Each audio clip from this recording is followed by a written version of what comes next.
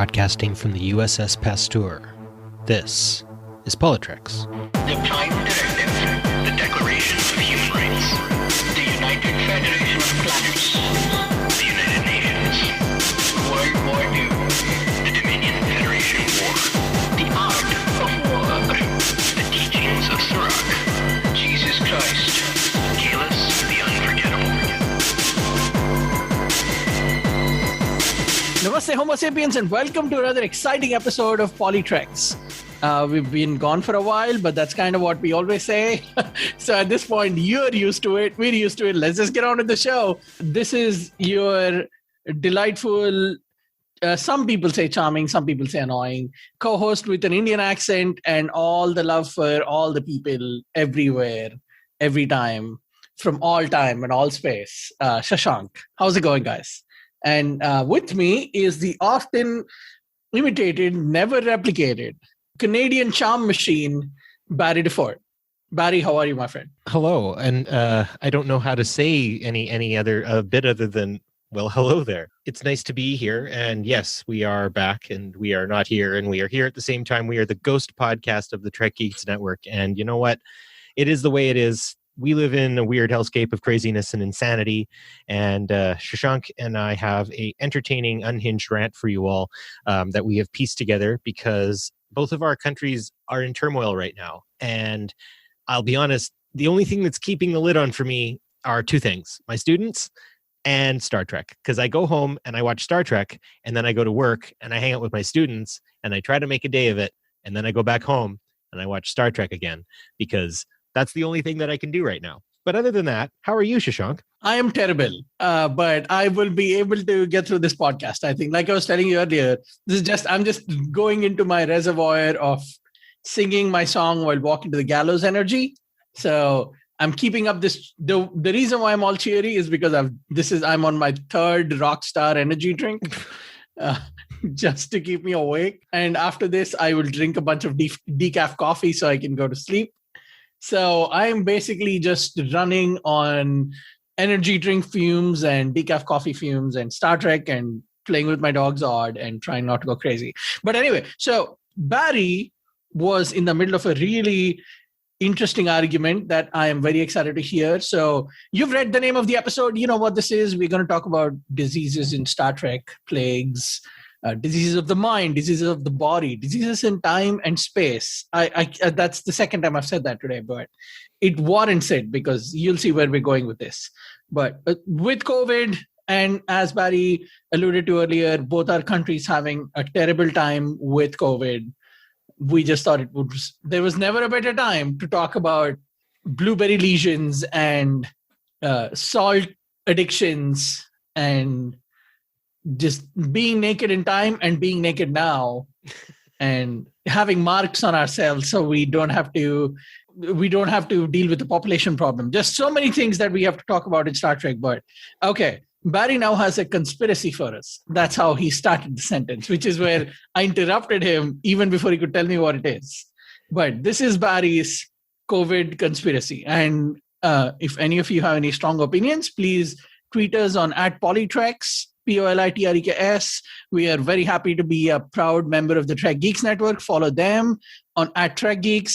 We are really happy that Fanset sponsors our show. Use discount code PoliTreks, PoliTreks, to get 10% off your next order. They're making amazing pins. Fansets.com, our pins of character. Okay, I've gotten all that out of the way. Barry, what is your COVID conspiracy? Okay, so first of all, we have to understand that diseases like smallpox, herpes, cholera, all come from high-density meat production, right? The idea that by coalescing agricultural animals together, they do spread disease a lot more efficiently, and eventually you do get to the point where diseases can transmit, like the H1N1 virus that came from pigs, or H5N1 that came from chickens. It is readily known that the coronavirus itself is something that shows up in cattle, pretty much ubiquitous around the world. Many people I know who are ranchers say that they've been vaccinating their cattle against COVID for a very long time. And of course, that is where this virus came from. Now, originally, as far as we understand, there's bat DNA in it, meaning that it probably came from a bat in a high-density feedlot that was roosting somewhere. And eventually that transmitted over to cows, and then it eventually transmitted over to us. Now, here is what I think probably happened, because as a school teacher, I also notice times when kids get really sick. Here's my guess, and here's my thought. Variants are now the big topic of COVID, and each variant seems to be a step up from the last one, right? You think about when they mentioned the London variant, right, and how dangerous it was, and then there was a South African variant that was very dangerous, and then we heard about the Brazilian variant that was a real head smasher, and then you see the Indian variant, and you just see how absolutely contagious this one is. And it makes me wonder, maybe the one that we noticed was just the Wuhan variant. In other words, it coalesced in an area with great population, right? High population. It went out and did its thing. But I'm thinking COVID actually did a lap around the earth first before that. And it was a lot less violent and a lot less deadly comparatively. And it's basically just powering up like a Super Saiyan virus, and it's getting stronger. And the scariest part about this is the lack of concern that has come from a lot of different leaders in a lot of nations we consider allies. Of course, Donald Trump seemed pretty unconcerned and was telling people to inject bleach in their veins. Jair Bolsonaro in Brazil just referred to it as the flu. And we had a lot of inaction coming from a lot of different nations and their governments, typically siding on, for the economy and whatever else. And I guess the point here, and what my real conspiracy more than anything is ranchers got used to COVID with cattle a long time ago. And I worry to some degree we are just going to have to get used to variants of COVID rocking their way around the earth back and forth for a while. And I'm so happy that so many people that we know, Shashank, have been vaccinated. You yourself have been vaccinated, and I'm very happy about that. I'd say I'm about a month, maybe a month and a half away from getting vaccinated right now, because my government, unfortunately, here in Alberta, has not prioritized teachers. They do not believe we are frontline workers, and they do not believe that COVID is transmitted through schools, which we, of course, know is utter garbage. But that's where we're at. So my conspiracy: COVID has actually done a lap around the earth once. It mutated once, got really bad, and now it's mutating and mutating again because it's good at that sort of thing. And unfortunately, I think it's going to keep happening. Oh, wow. I don't even know if that's really a conspiracy, because we are so used to the way people use the term conspiracy that, it must be like a fringe outside dinosaurs built the pyramids kind of level craziness, which I don't think it is. Like, that makes total sense to me. A few things to add. And I think I could be wrong, right? I could be wrong. So, and that's basically why I say it's conspiracy, right? I'm not a scientist. I'm not a specialist there. Wow.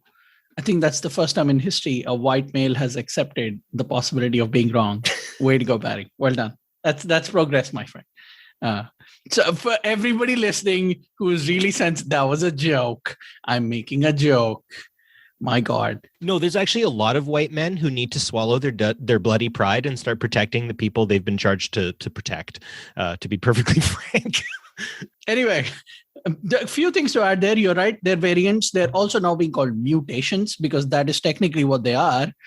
And everybody who remembers X-Men growing up, the reason why they're called mutations is because as we keep building medications and ways to spread immunity, the viruses it's like the Borg, which is the perfect metaphor for the COVID virus, is they absorb whatever attack they got, and then they build it into their DNA so everybody gets it in their virus strain, and then they mutate to be stronger against it. And in India right now, we have the triple mutation that is going on. So no, that is not, I don't even know if that's a crazy conspiracy theory. Like, when you were saying those things, it was something that I connected that might seem disparate and not really something that you think of as being the one and the same at first. But if you think about most of the food products around the world that get recalled, right, for getting salmonella in them, that's one that's common for dogs, is if you have salmonella in a food product, they recall it and they say, hey, we can't sell it, take it off the shelves, burn it, like do something to it. And there are really these very strange diseases that dogs, cats, generally most pet foods, but also a lot of times human food that goes into frozen food products. They also get recalled because of risks of different kinds of diseases. I bet you, I don't have the facts for it in front of me, but from my memory of reading about these things over and over, most, if not all of them, are food products that contain meat in them. I've never, my Twitter is @Gutter_hero. If there is a frozen bag of peas that was recalled for having salmonella, send that to me. I will, in our next episode, say I stand corrected. But which we'll be releasing in December of 2022. I don't know. Maybe we'll see. But again, I'm not just saying that because Barry and I are both vegan. We don't eat meat. We don't eat dairy. I am saying it as a scientific observation. Meat is starting to be the problem. And people thinking that it's okay to eat animals seems to continue to just make this problem bigger. I read somewhere that a lot of people in China started going vegan after what happened with COVID, because they're just, and there are places now where dogs are not allowed to be eaten anymore in China. And so there is some kind of a change coming. It's still the largest consumer of pork in the world. And that's after swine flu. Maybe swine flu had been like a COVID-19 level incident. Probably that would have been different. It almost was. Was. I think that's the thing is, I mean, for me, obviously, I would say more so than just the consumption of meat, and to honor different indigenous cultures who do have meat in their diet. I would sort of back away and stay out of that lane myself. But I think that the way in which we consume meat in these high density lots, in these high output manners, is so incredibly unsustainable. And this, unfortunately, is one of the outcomes, right? Like, eating meat, I don't say is objectively bad in sort of like a human history sort of thing. And maybe I'm throat clearing too much here, but yeah, I do think that really what this boils down to is we are doing things at an unsustainable rate. And the quality of life of animals in these high density feedlots, like if a virus like coronavirus, and it has in the past come from this, flus have come from those places, the transmission of many diseases have come from this in human history. Oh yeah, I wanted to also mention, I believe HIV came from a chimpanzee, right? I have no idea. And again, I mean, yes, we could look it up on Google, but honestly, what I would say more than anything, in the bottom line here is we need to be better neighbors with the other animals on this planet. And I know that sounds sort of like, hippy dippy kind of thing, but the idea that we share a planet with a lot of animals, and this is affecting them and their quality of life. The extinction rate is going up. We are still staring down the barrel of runaway climate change, and we've got like under 30 years at this point.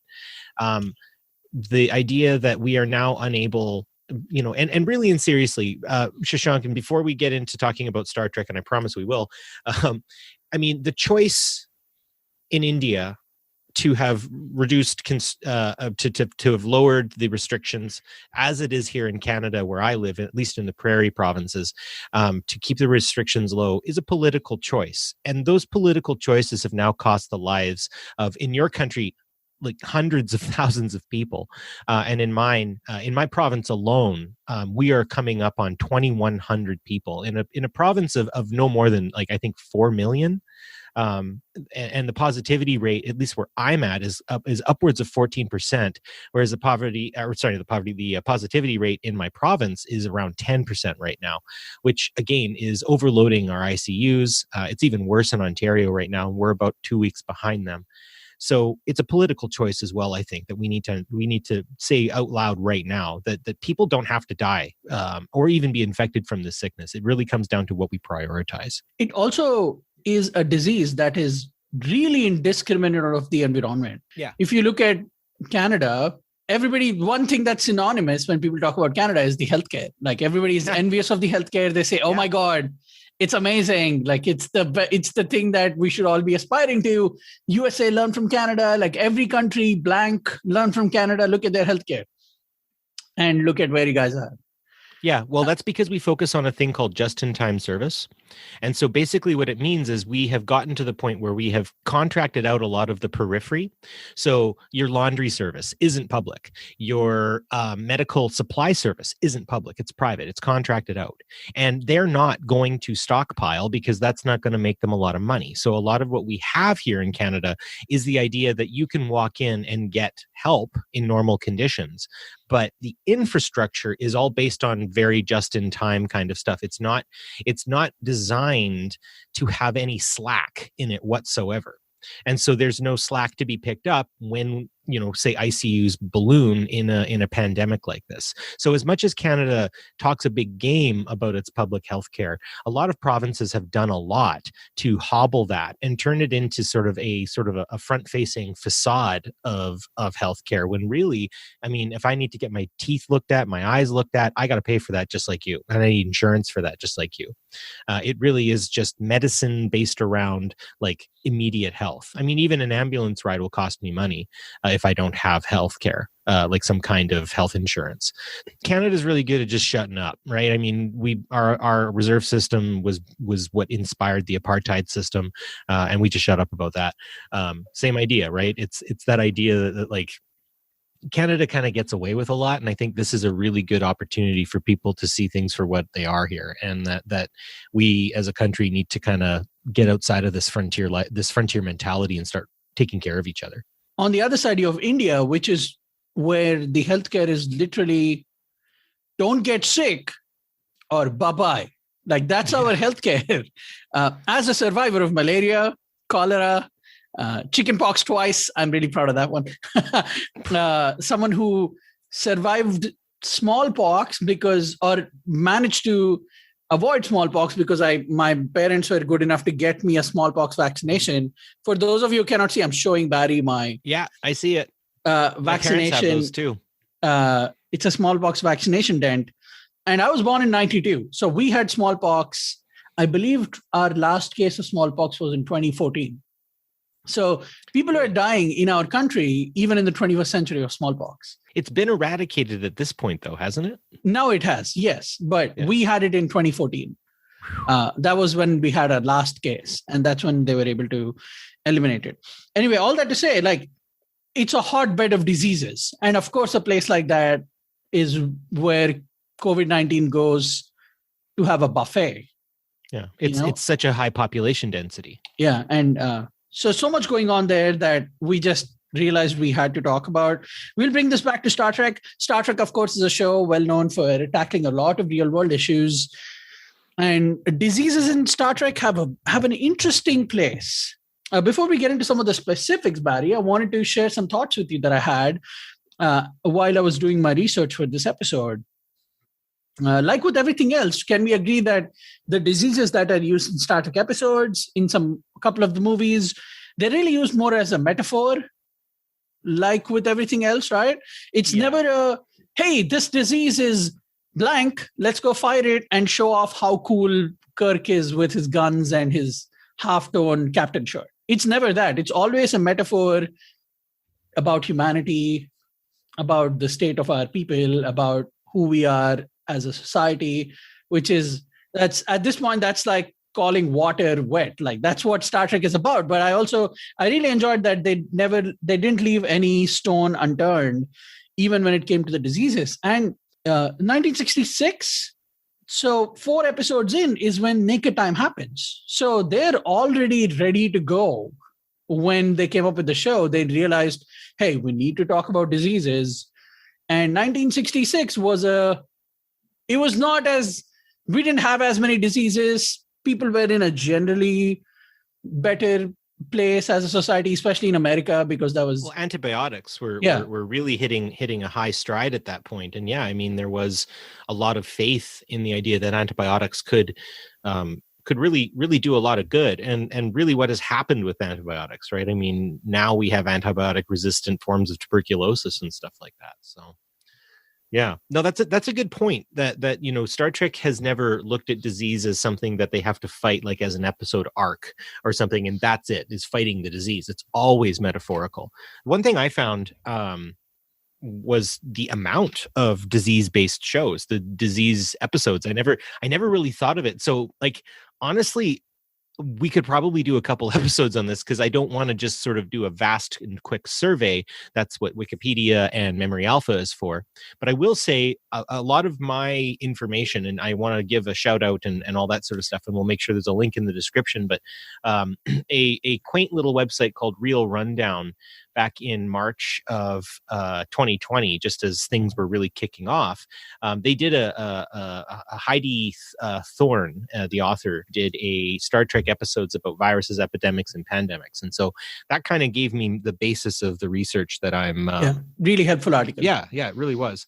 So I really appreciated that, and I would recommend anyone, to have a look at that as well, just to acknowledge our source in this respect. But there's a lot, and there's a lot of metaphor, and so I think that's how we are going to end up doing this. Is we're going to talk about those episodes, kind of the ones we picked, and then from there use the metaphor to talk about now and COVID and any metaphorical connections that might exist. So what were your first episodes? What was an episode you picked? Sorry, I'm waiting for Zod is as much of a host as we are. So honestly, he's a part of this. Yeah, he's just part of the background noise. Hey, speaking of Zod, I also wanted to mention, before we get into like more of the episodes, one point from our previous discussion, COVID-19 has not really had a significant effect on animals. Non-human animals, right? I mean, outside of like I said, livestock, there is a coronavirus that affects different mammals, right? Like different coronaviruses will be tuned to different mammals that they infect, like bats actually have a very robust immune system and stuff like that. But as far as I have seen and heard, no transmission of COVID has gone to, say, a domesticated pet of any kind, as far as I understand. Yeah. It's which I'm very thankful for. I don't know. It could just be. It's also almost to the century mark of when we had influenza and what people call the Spanish flu. It's a horrible way to call it. But and there was anti-maskers then too, right? Pittsburgh, Pennsylvania, I believe it was, or Philadelphia, I can't remember, had a huge anti-mask rally, and then they had some big outbreak problems, which sucks. Like this is not abnormal behavior for people to be in denial like this and to be acting this way. There's actually a YouTube video that I can't remember. It's like How to Lose Hope or something. It's a leftist YouTuber, so take it with a grain of salt. But basically he reads Albert Camus' The Plague, which is about the plague that hits Algiers in sort of like the mid-20th century. And it's actually a sort of a take on how a country can also descend into fascism as well. Right. There's a lot of similar denials and stuff like that takes place. And I think we're all grieving right now, too, as a species. This has been a huge effect. So, yeah, there's some parallels pretty much all over the place. And I'm really happy that my dog won't get COVID. Yeah, same here. I like that kind of numbering systems, those things, when those patterns emerge, I go into a little bit of that conspiracy theory mode where I think, hey, maybe this is just nature's way of telling us we need to. It was like the whales in the voyage home. Like, you can do whatever you want, but they're going to be here, and so you better figure out a way to get down to your knees and submit to the will of Mother Nature. It's a metaphorical lesson, right? I mean, as much as this is existential for a lot of people, and my heart goes out especially to the vulnerable, the unhoused, minorities, people of color, people who are living in precarity, who, might lose their jobs. Maybe they won't get COVID, right? But they could lose their job. They could lose their livelihood. People who are getting into car crashes right now and need an ICU, and ICUs are overloaded, right? My heart goes out to those people. So I'm going to start. You mentioned the naked time. No, well, just one more thing. You were talking about anti-maskers. One of the things that brought me great joy last week is I got to see a picture of Elvis Presley in 1956 taking the polio vaccine. Nice. And it's a really cool photograph of a health commissioner giving Elvis the vaccine. And he says, "I feel great. Please go out and take the polio vaccine." Now, I'm not in any way trying to diminish the terrible nature of COVID, but polio has much more vivid, noticeable symptoms. Yeah.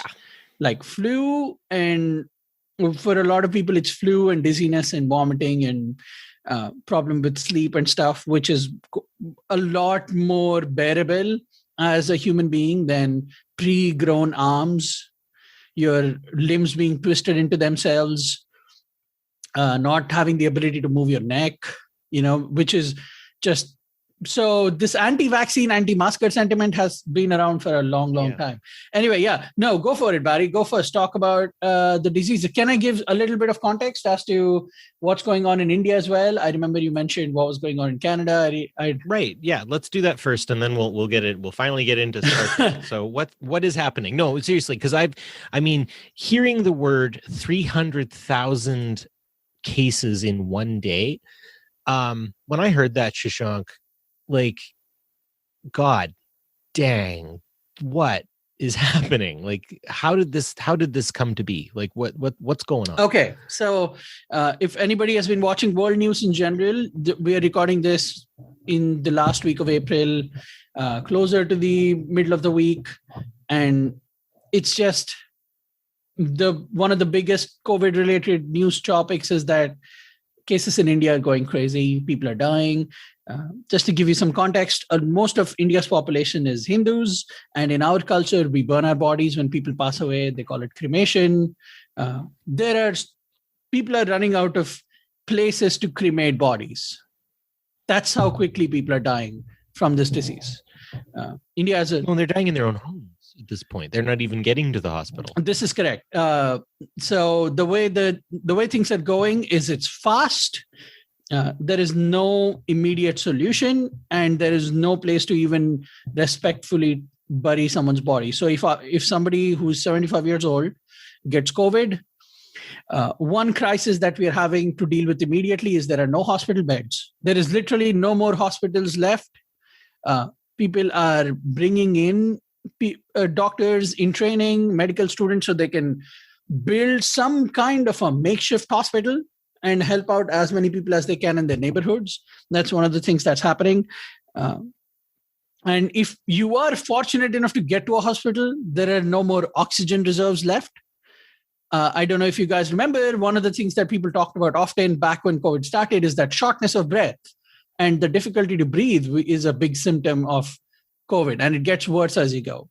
So social media has been lit up on fire with requests from patients in India, and it's a very weird picture that is difficult to take in. It's people taking pictures of their relatives' oxygen tank readings showing, hey, it's only at 53%, and this is the last tank of oxygen. Please send us some oxygen. Jeez. And they are tagging their local hospitals. Some people are tagging celebrities, like whatever they can do to get people help. And as Barry said, we are currently at a single highest day record of cases that are being registered. 330,000 was the highest. And then yesterday, we even beat that record. So the number is just going up. Pictures are coming out of a lot of people who are treating people with COVID are now just wearing hazmat suits. So if you remember, during the pandemic, we read a lot of stories about people having to wear the masks all day in hospitals and wearing face shields. Now imagine having the trauma of wearing a hazmat suit all day in a country that is known for that. When people want to describe a hot summer, they use our country's name and they call it that summer, that kind of summer. So imagine doing that in that kind of heat and still failing to stop people from dying at such an alarming rate. So we have gone back into lockdown in most places. Everything has been shut down again. But we'll talk about this more as we get through the show. But the way we got here is it started looking good a few months ago, and we let our guard down to the point where people just started going to... Now, if you think about a country whose population is 1 billion, 1.1, 1.2 billion is the number that's closest to what we have. When you go from a lockdown, that's 3 or 4 times the amount of people that are ready to go out and have fun in India. And having fun in India is attending weddings with 5,000 people, going to a political rally with 16, 17,000 people, and then going back to where you are. So the way it spread was so fast and so furious that it just started wiping people out like a scythe. And we, of course, let our guard down. People went back to living life pre-pandemic style. Vaccines are not getting there quickly enough. And so and on top of it, almost all political parties in power, as soon as things started getting better, urged people to go out and start spending their money and time and get back together. And it was like they were being herded to their deaths, a lot of these people, because they believed a leader on the top.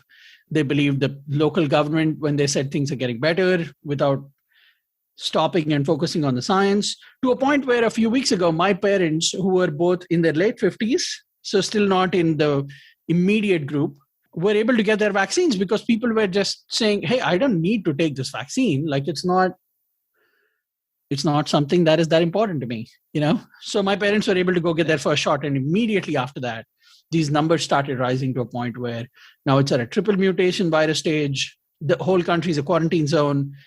There are no places left in my country to burn our dead people's bodies.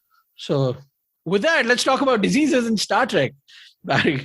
And I mean, I wonder, part of me wonders if Discovery is going to try to cover this in future stories, right? To try to help, us kind of as in the Trek fandom to process this. Just to bring in some levity, I'm going to tell you some names, and I want you to take a stab.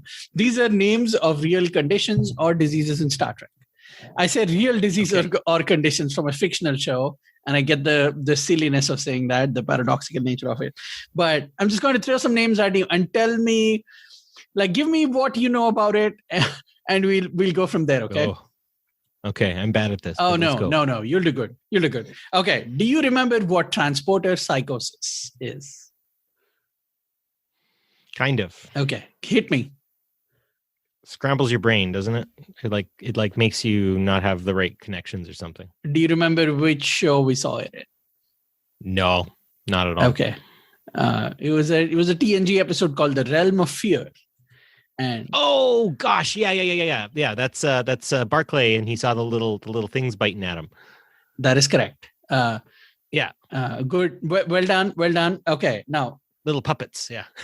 Do you remember what the morphogenic virus is? Is that what made the Klingons' heads change? I need you to be more specific. It was an Enterprise, and it's why the Klingons have the smooth heads for a period of time, and they try to retcon TOS Klingons. Is that it? Now I remember it from DS9, and let's go to Memory Alpha for that one. They say it was a degenerative disease created by the Rogue Federation Agency Section 31 as a means. That was to get the changelings. Yes. That was it. Yeah. So I got that mixed up. Yeah, that's what Odo. That is correct. Yeah, Odo has it, and he's kind of injected with it. Okay.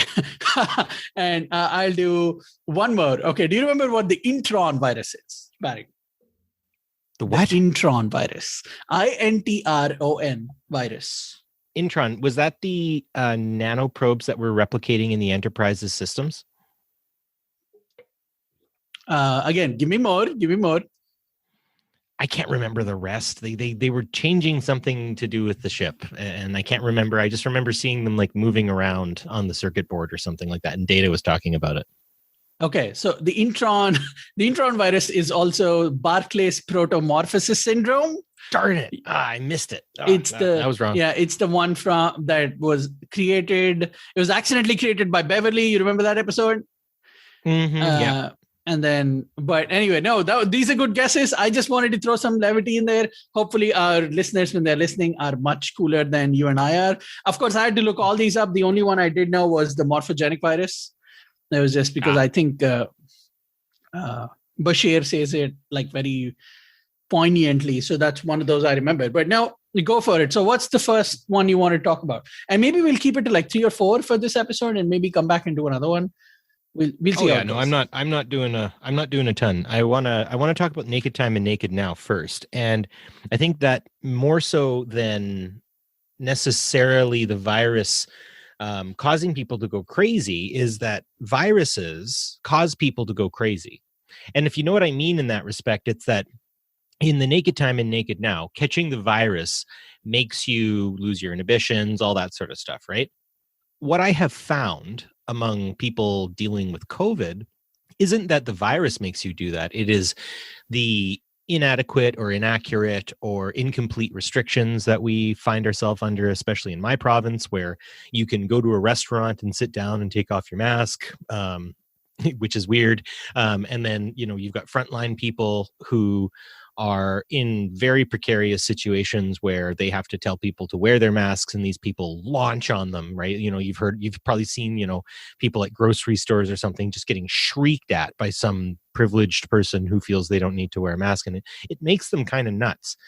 I know, of course, it's a lot more charming watching Mr. Sulu march down a hallway with a fencing sword, or Beverly Crusher, kind of showing that maybe she's interested in Jean-Luc to some degree.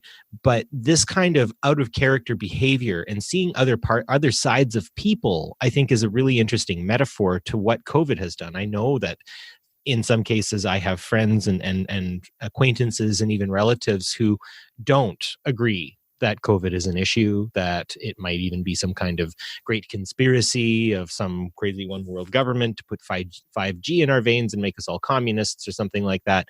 But also it is this idea that in a plague situation, you do see different dimensions of people. You see people change, and you see people in this new context. And that can be something that can never really go back in some cases. So I think that the naked time and naked now, though, of course, they are more a pretext to metaphoricalize the deep down deep-seated elements of a person. I think that actual pandemics, sociologically speaking, can actually do that. So I don't know if you've looked at it that way, but the idea that the naked time and naked now, the disease makes you crazy because that's a symptom. But what I'm saying is COVID, pandemics like this make you crazy, and it's a social symptom. Yeah, that's a very interesting way to look at it. It's interesting how even inhibitions are treated by society in general. Taboos and stuff, right? Like coughing is the new farting. And no, that is like it was weird. Somebody a couple of weeks ago, they put their hand out to shake mine, and something I would have done without even thinking about a year ago. Now I was like, I'm going to touch that person. Like it was something that took me a second to register. But also that happened to me today. Yeah, there was an interaction I had with an individual, and it was our first meeting, and they totally went for the put her there, and I looked at their hand and was like, "It was nice meeting you," and it was awkward. And also inhibitions in general, like especially with, I believe it's naked. Is it naked now, in which Data has his encounter? Let's just call it. Yes. And probably for the late 80s, it was considered taboo. But now there is an entire multi-million dollar show about a woman in love with a robot, right? So you see how times change with inhibitions. I don't know if it's the worst thing that people's inhibitions get opened up when they get a virus. That's what alcohol is, right? It loosens people up and lets them let their guard down, of course, in a much more controlled environment. But it's when those inhibitions turn to Sulu bringing a fencing sport out, right? That's when it gets really tricky. I also really like toward the end of Naked Time I think it's the end of Naked Time where Nurse Chapel tells Spock she loves him. So there are so many things happening in both episodes that are there is so much plot, a lot of good storytelling that's happening, especially with Naked Time again, it's the 4th episode. So they were ready to go with diseases. And I enjoyed... Well, exploration causes disease, right? I mean, that's why indigenous people on the continent we live on, were reduced by the tens of millions by a virus. To smallpox, tuberculosis.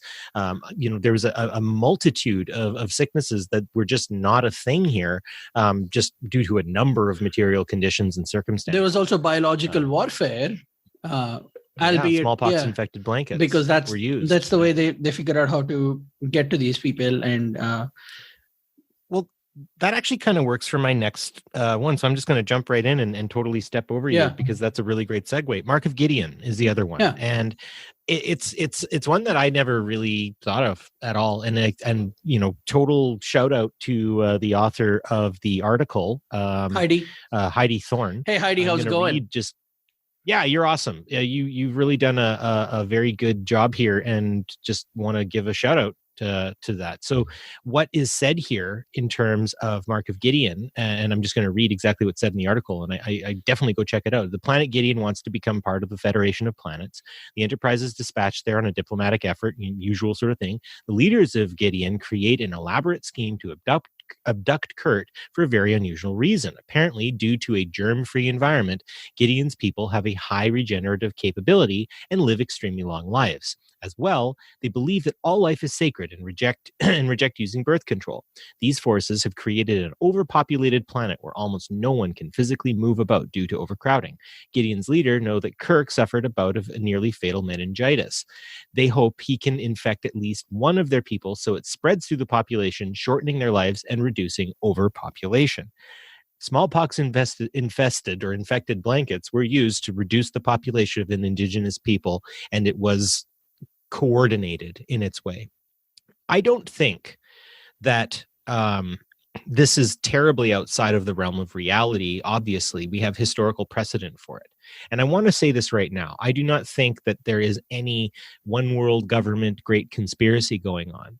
But I do think that the COVID virus has opened up an opportunity for the ruling class, especially, to be able to allow sort of a kind of low-key cull of those who are vulnerable, those who are living in precarity, those who are in sort of a reserve form of labor, that they're just no longer a problem. We've talked about the Canadian healthcare system, and it is taxed by people who are vulnerable. My brother was one of them, right? My brother Kent had to prove that he was disabled every year to get his health funding from the assistance that my province offers.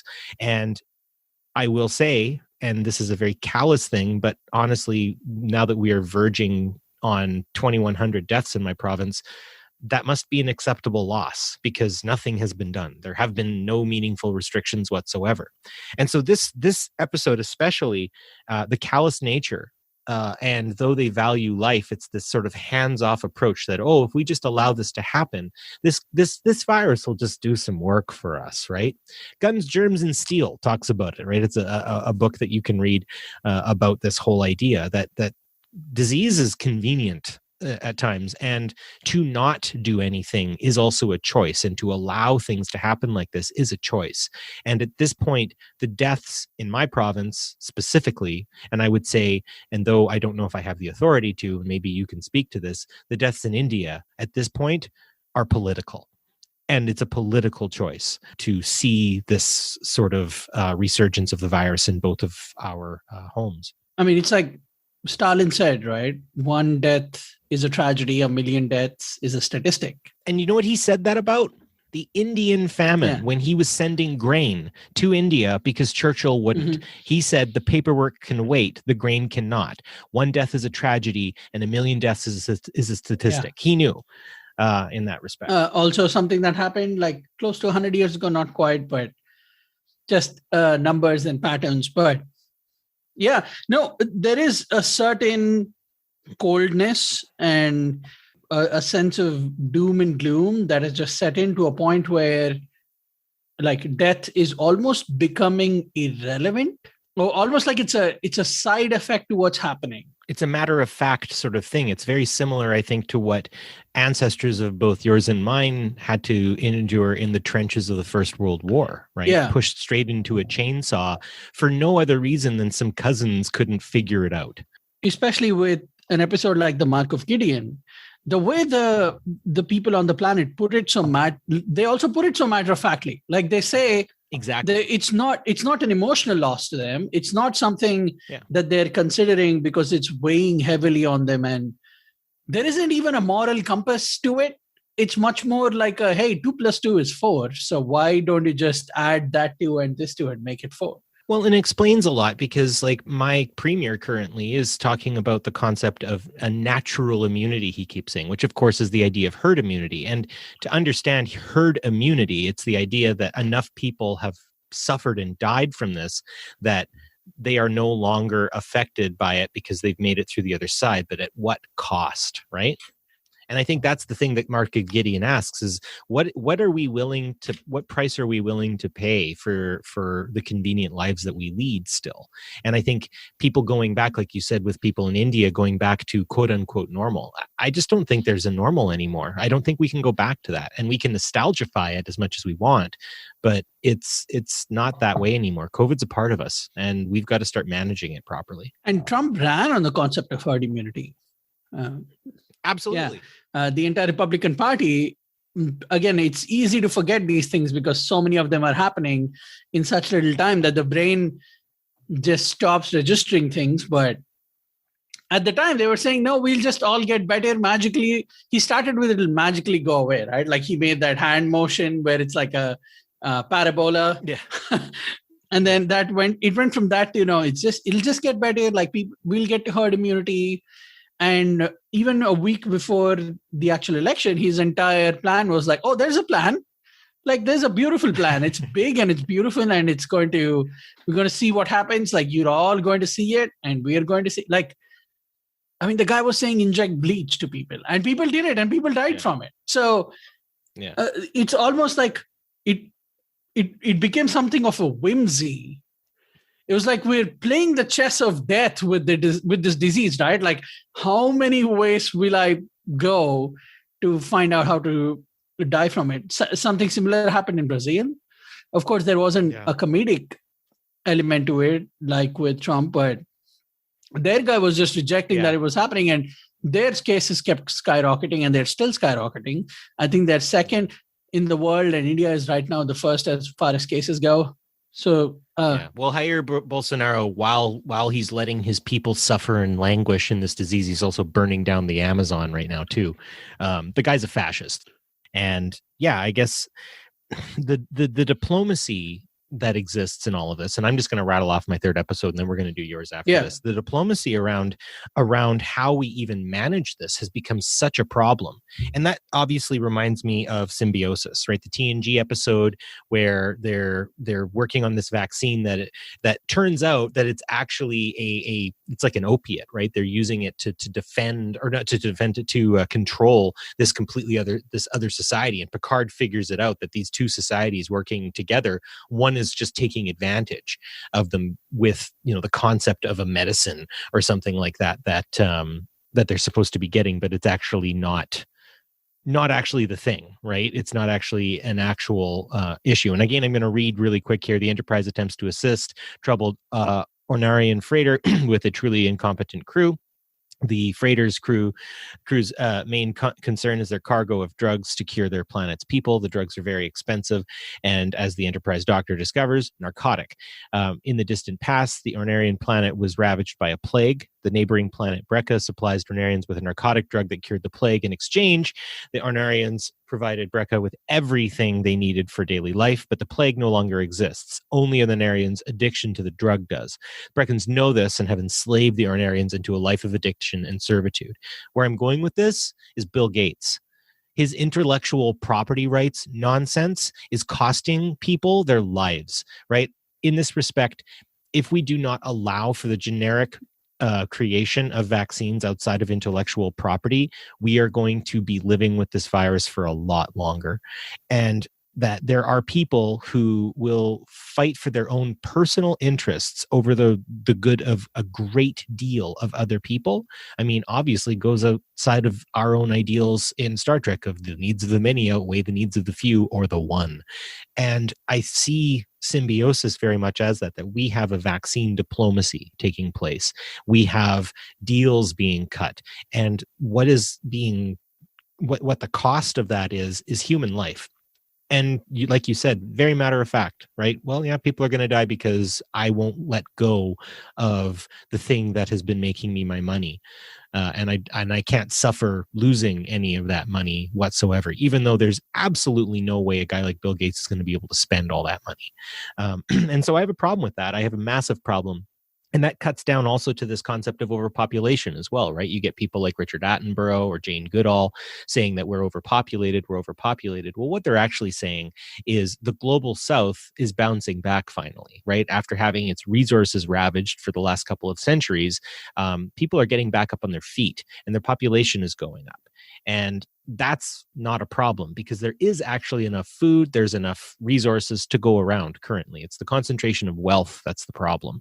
And once again, those people who have the concentration of wealth are withholding vaccines from other nations that cannot afford their patents. And honestly, that's a load of garbage. People's lives matter more than some patent right. And it's ridiculous that we are in this situation. And symbiosis was a very good metaphor for that. And it ties in very well to right now. And also, something I was thinking about while doing the research for the episode in connecting things to India is, if this was an India that was pre-East India Company or the colonization by the British, in which they came and just ravaged us for everything and took all the wealth that we had. Yeah. I mean, I'm not exaggerating. Engineered a number of famines too. Engineered a number of famines. Yeah. Engineered death, destruction, mass chaos, sprouted religious wars, which led to the India-Pakistan divide. Yeah. Which they took advantage of to continue controlling our country for a lot. Yeah, the British suck, man. Not our listeners listening, but the British Empire, horrible people, monsters. But I'm not exaggerating. India had Wakanda levels of wealth before the British came. Absolutely. Before the British Empire came. So had COVID hit an India that was pre-East India Company, we would never be in the position we were. We'd probably be like New Zealand, which dealt for it for a few months, and now they're back to living like COVID doesn't exist. Or Vietnam. And also speaking more to that, benefiting off of diseases. I read somewhere, actually, I even pulled up the article that billionaires got 54% richer during the pandemic. Yeah. And between March 18th, 2020 and March 18th, 2021, the wealth held by the world's billionaires jumped from $8.04 trillion to $12.39 trillion. And Amazon.com founder Jeff Bezos, the world's wealthiest person, saw his fortune soar to $178 billion from $113 billion, or 57% during that time. So people can call it whatever they want to call it, but that's them benefiting off of people dying. Absolutely. Right? We're once in a century, once in a lifetime plague, a situation in which death is imminent, disease is imminent, populations being culled, and you have an entire section of the population that is amassing more and more wealth, which equates power, and meanwhile, no place to burn bodies. I mean, that thing just keeps sitting with me, man. It's a 10 feet by really 5-6 feet space in a crematorium to burn a body in India, because that's just about the amount of space, and you just need to layer rows of bricks on it. So the bricks can sustain the heat, and then you can take the ashes. And that place is not there while this is happening. And it's just, anyway, the Symbiosis is a really good episode. Kind of underrated, I think. People don't talk about it that much. And I mean, because it comes out of season 2 or something like that. And I think that was mentioned maybe by Bill and Dan just recently. I can't remember, but those guys, we were having, I guess in an episode about diseases, you kind of have to talk about that. So what were your episodes? We just launched in on mine. We went through a few of those, like Naked Time, Naked Now, also Mark of Gideon to an extent. I really wanted to, the one that I wanted to talk about that specifically stuck with me was much more like the diseases as a concept. I mean, Deep Space Nine came out mid-90s, went through late 90s when there are a lot of drug issues that were happening in the society. And they used the Jem'Hadar and their dependency on their drug to keep themselves going as such a good metaphor. Oh, yeah. It's not a disease in the traditional sense, but it's another situation orchestrated by the rich or the powerful to control an entire race of people. And now I'm not leftist, but that's the narrative there with the Dominion and the Jem'Hadar. And there are episodes in which our heroes have to confront these people and they have to make these life or death decisions for the Jem'Hadar because their disease has gotten so bad they can't think for themselves, right? Like that incredible episode. The name escapes me, but it's the episode in which O'Brien and Bashir, they're with this group of Jem'Hadar soldiers, and they have to decide who to give the drug to. The name escapes me, but I'm sure our listeners have figured out which episode it is. But they're stuck on a planet where they meet the Jem'Hadar. But those kinds of storylines, especially on the way the Jem'Hadar go, even toward the end, as the show progresses, and that was one of the benefits that was unique to DS9 is by sticking to a season-line storyline as opposed to an episode-centric story. Yeah, which in which you can only talk about something like the Mark of Gideon only for an episode. These guys could do it for 3-4 seasons, and it really stuck with the crew, the heroes, and us, the viewers. Yeah, and the issue of addiction as an epidemic, I think, is an extremely, extremely good way to kind of continue this concept forward, and then that does tie into symbiosis as well. But one thing that is still happening, and again, I'm going local here, so any Albertan listeners, woot woot, I guess. But in the first 2 months of 2021, my province alone recorded 228 opioid-related deaths, people addicted, and that's an insane number, right? Edmonton, Calgary, and then a city in the north called Grand Prairie specifically had 55.1 death rates per 100,000 people, which is absolutely insane. And it's an epidemic that predates COVID, and it is still taking so many lives right now. And the way in which the Dominion treats the Jem'Hadar just sort of as something disposable and throwawayable, right? Most of the people who are suffering from opioid addictions are what we would call the less dead, right? The people who you don't see very often, the people who might be in the reserve force of labor. They aren't able to find work as easily. We understand that addiction is a way to manage things that are out of our hands and out of our control. And it's not the best way to do it, but it's something that happens, and it's something that can affect us. And when those needs aren't met, look what happens. Like, look what happens to a Jem'Hadar when they don't get their Ketracol White. And think about what it meant for that one Ketracol White resistant Jem'Hadar too, right? So I think that, again, Deep Space Nine did a good job of it because, drugs were an epidemic in that time, and they continue to be today. Right now. I mean, that the article that I got this from was from the Calgary Herald from April 20th, right? Like a couple of days ago, in that respect, like no more than a week. And 228 deaths in the first 2 months is terrible. I think COVID is going to stay with us for the rest of our lives. Possibly. So I would really like to see today's Star Trek take on the concept of disease and talk about what it means in today's society. Yeah. Some things have changed, some things remain the same. Of course, they couldn't have predicted it for season 3, but at least for Discovery season 4, like you were saying, I hope they go down that route and spend an entire season exploring it, because I don't know if it's something they can do either in the Section 31 show or even Strange New Worlds, because I believe Strange New Worlds is going to be more of an episodic TV show from what we've heard. I mean, they could cover it episodically, right? I mean, that's the other thing too, is like, I watch Star Trek to escape. And I mean, I have friends and colleagues and stuff who are, say, watching stuff like Grey's Anatomy, and it's COVID. And I'm sorry, but like, I don't want to watch something that I'm dealing with in my real life like that sort of viscerally and close up, because like I have a lot of anxiety around COVID. It is affecting my sleep patterns. It's affecting my health. It's affecting my ability to function.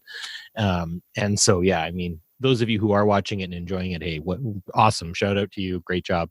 But I like to escape a little bit. So maybe Strange New World is the best place to deal with that. It's something that they can kind of dip in and dip out of. I'll end this episode just with a few final thoughts on things that are going on. But to answer to what you were saying, you're right. I don't know if people would enjoy watching something that they're already dealing with in their real life, in their entertainment that they consume to have fun. But I'll tell you, man, for people listening, if you are interested, please go to treknews.net. I have the great privilege of writing their comic book reviews for them. Oh, yeah. And I'm not saying this just because I wrote it, but the opportunity to write love letters to people who make Trek comics is just incredible. So if not me to support those awesome people at Trek News, go out and read them. But recently they had 2 issues, issue 18 and issue 19 of Star Trek Year 5, which were both stories. It was a 2-part story that dealt with the TOS crew dealing with a pandemic on a planet. And the weird thing is, the writer, Jim McCann, apparently pitched it like a few months before COVID even happened. So it's very interesting to see how that played out, the destiny of it all in a weird way. But I'm telling you, man, watching, it's so childish, and I get it. But watching Kirk and Spock and McCoy go down and talk about pandemics and how to deal with the pandemic. I don't want to spoil too much of it, but McCoy does the doctor thing where he says, you know what, screw this. They go to a planet where there is no hope. People are just falling like leaves and it's just really hopeless. And McCoy he just stands up to it in a very McCoy-like confrontational way. And that just gave me so much hope, and it gave me so much power. And I know it's just words on a page. I know it's something someone drew and something someone wrote, and it's all just on a page. But just watching that, it felt like a message from the beyond. Again, to end what I was saying from time and space, it came from across time and space to help me get through that day, that week. So I don't know. I think if anybody can find a good balance to give us that kind of hope and optimism, it would be somebody who's making a show like Discovery, or maybe Picard. I don't know. I'm not given up on Picard yet. I know people enjoy it, but it was just, all that to say, it was really good getting to do this episode with you, my friend, and talking about diseases in general in Star Trek, addressing the state of our hopelessness.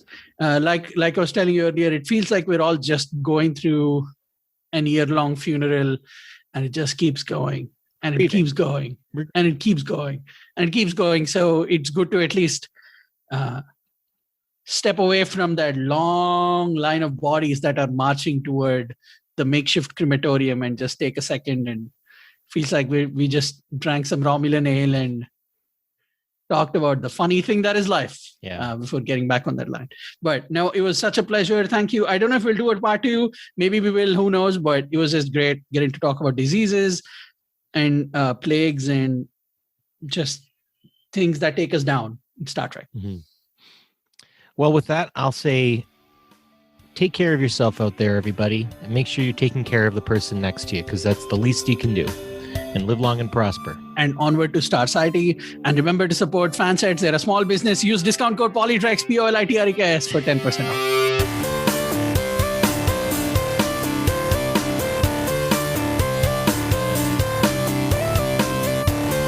PoliTreks is a production of Coconut Media Works. Executive producers Bill Smith and Dan Davidson. For even more great Star Trek discussion, discover the other shows of the Trek Geeks podcast network at trekgeeks.com or wherever you download your podcasts.